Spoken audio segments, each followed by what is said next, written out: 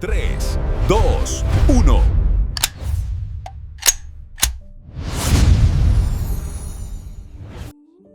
Esta es una historia de secretos enterrados, de un pacto de caballeros entre dictadores de signos opuestos y de un hombre que lo vio todo desde la primera fila del huracán.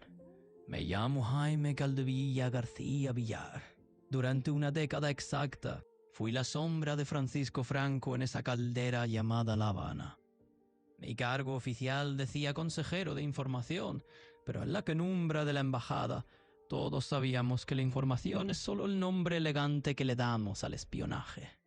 Cuando llegué, ayudé a escapear de la muerte a cientos de muchachos que huían de Batista. Les abrí las puertas de nuestra sede, les serví café y les di un pasaje a la vida. Años después, esos mismos hombres, sentados en sus flamantes despachos ministeriales, se convirtieron en mis fuentes más valiosas.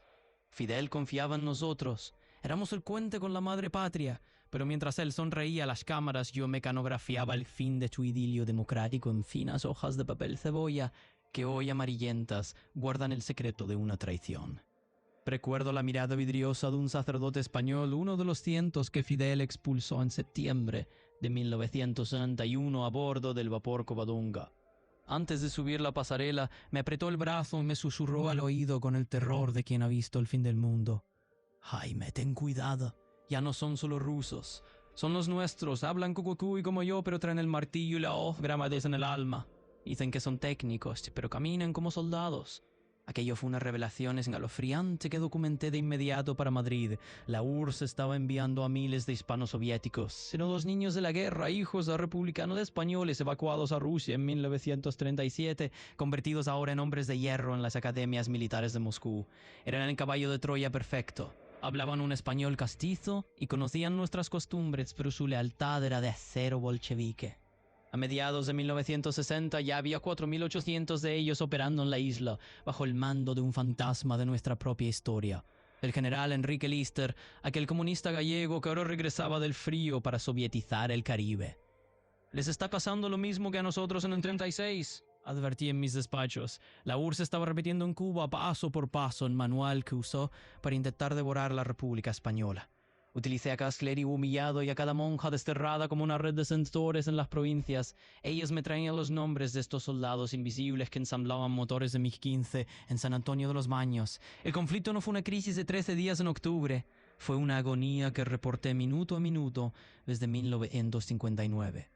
El momento cumbre de esta entrega total ocurrió en la sombra. Vi al armenio Anastas Mikoyan venderle el alma de Cuba al Kremlin en un protocolo secreto que logré interceptar tras su visita en febrero de 1960. Pero lo más perturbador fue lo que sucedió después, un duelo de titanes, donde se reveló que en Cuba ya existían armas atómicas tácticas, una verdad que Washington solo soñaba con descubrir. Vi los misiles entrar por Casilla y Mariel mucho antes de que Kennedy viera una sola foto aérea, y vi algo peor, el silencio de mi propio jefe. Franco recibía mis informes sobre armas nucleares desde 1961 y se cayó. Se guardó el secreto para negociar su propia relevante con Washington mientras yo jugaba una partida de ruleta rusa en el malecón. En 1965, el general Fabián Escalante, entonces un alto oficial del G2 cubano, empezó a olfatearme.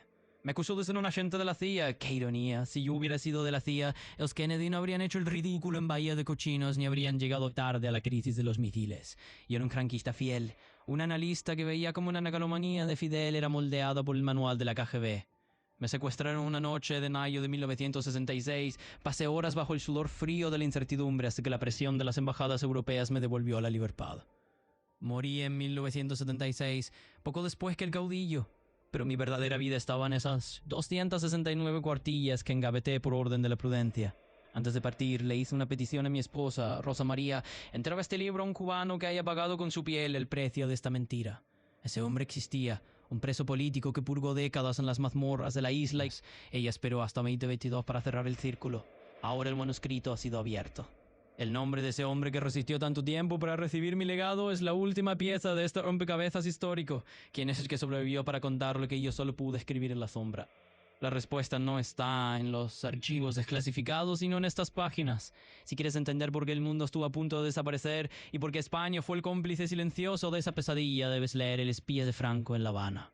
Adquiere la obra en las páginas oficiales del autor y descubre lo que sucede cuando la verdad decide por fin dejar de ser un secreto de Estado.